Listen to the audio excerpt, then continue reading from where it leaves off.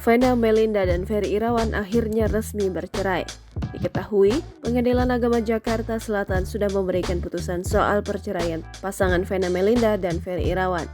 Vena Melinda dan Ferry Irawan resmi bercerai pada Kamis 3 Agustus 2023 melalui sidang online atau e-court.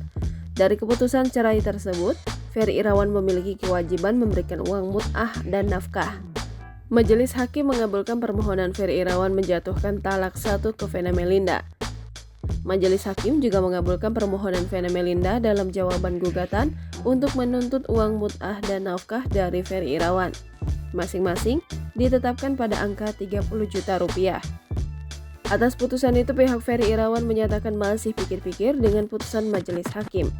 Ada beberapa poin yang menurut mereka kurang bisa diterima, salah satunya terkait uang mut'ah dan nafkah. Sebagaimana diketahui, Ferry Irawan mengajukan gugatan cerai Vena Melinda pada 7 Februari 2023. Jangan lupa subscribe, share, komen, dan like ya!